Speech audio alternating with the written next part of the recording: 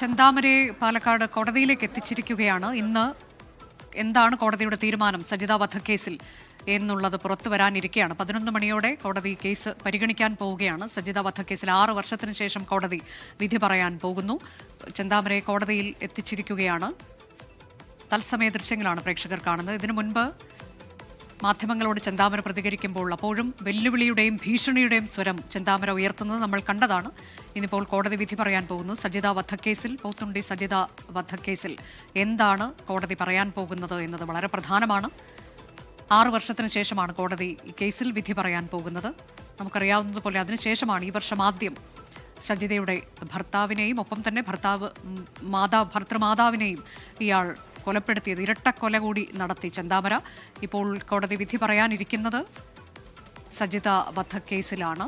കോടതിയുടെ തീരുമാനം എന്ത് എന്നത് വളരെ നിർണായകമാണ്. സാക്ഷിമൊഴികളൊക്കെ വളരെ പ്രധാനപ്പെട്ടതായിരുന്നു. അതിലേറ്റവും പ്രധാന സാക്ഷിയായി മൊഴി നൽകിയത് അയൽവാസി പുഷ്പയാണ്.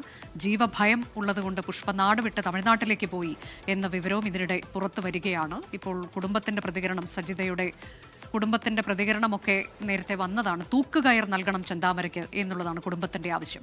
നമ്മുടെ പ്രതിനിധി ആയിഷത്തുൽ ഷംന വിവരങ്ങളുമായി. ഷംന, 11 മണിക്ക് ഈ കേസ് പരിഗണിക്കുമെന്നാണ് ഞാൻ മനസ്സിലാക്കുന്നത്. എന്താണ് വിവരങ്ങൾ കോടതിയിൽ നൽകാനുള്ളത്? ചെന്താമരയെ അവിടെ എത്തിച്ചു.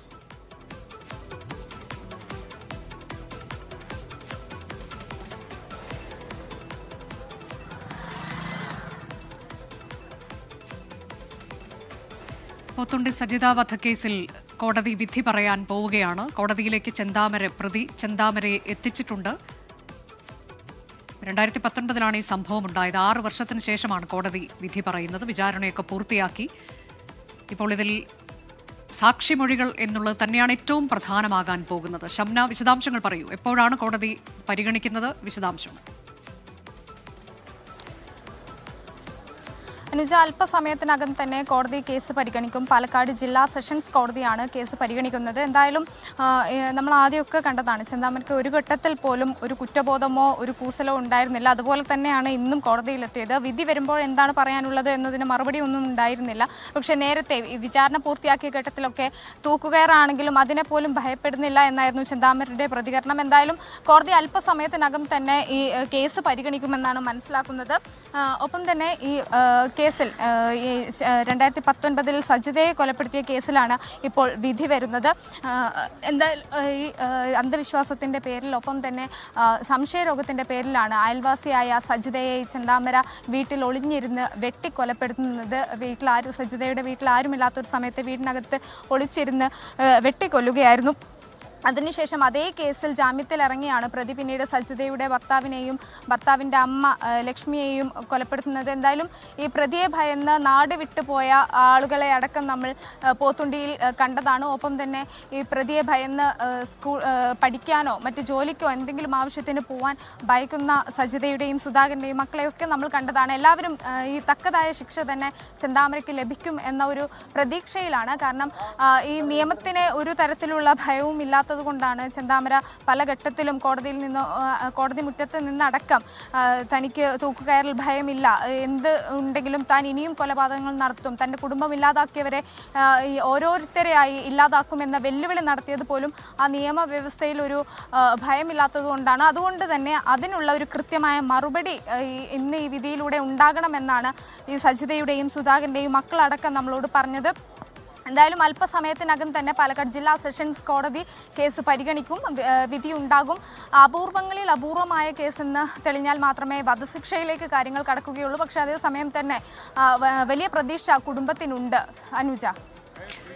ഷംന, ഇതിൽ ഏറ്റവും പ്രധാനമായത് സാക്ഷിമൊഴികളാണല്ലോ. നിർണായകമായ സാക്ഷിമൊഴി. ഈ കൃത്യം നടത്തിയതിനു ശേഷം പുറത്തേക്ക് വരുന്ന ചെന്താമരയെ കണ്ടു എന്നൊക്കെയുള്ള അയൽവാസി പുഷ്പയുടെ മൊഴി ഉൾപ്പെടെ അതൊക്കെ എത്രത്തോളം നിർണായകമായി മാറിയിട്ടുണ്ട് അതുൾപ്പെടെ?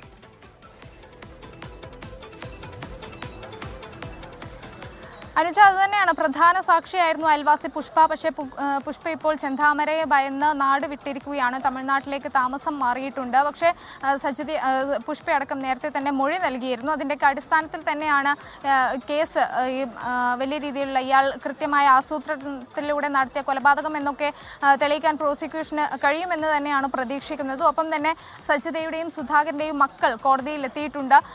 സ്വന്തം അച്ഛനെയും അമ്മയെയും അതിക്രൂരമായി ഇയാൾ വെട്ടിക്കൊലപ്പെടുത്തിയത് കണ്ടെത്തിയതിന് പിന്നാലെ ഭയന്ന് ഓരോ ദിവസവും ഭയന്നുകൊണ്ടാണ് ആ കുട്ടികൾ ജീവിക്കുന്നത്. അവരിപ്പോൾ കോടതിയിലെത്തിയിട്ടുണ്ട്.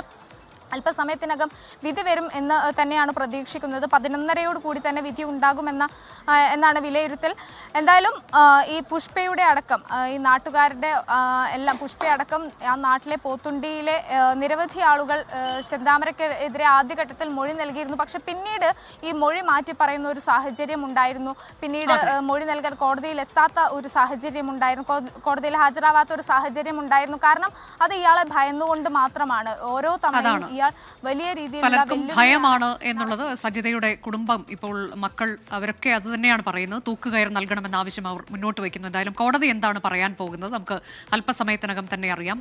ലോകത്തെവിടെയായാലും ഏത് സമയത്തും 24 വാർത്തകളും ഓഗ്മെന്റഡ് റിയാലിറ്റി പാക്കേജുകളും എക്സ്പ്ലെയിനറുകളും വിശദമായി കാണാൻ ഞങ്ങളുടെ യൂട്യൂബ് ചാനൽ നിങ്ങൾക്ക് സബ്സ്ക്രൈബ് ചെയ്യാം.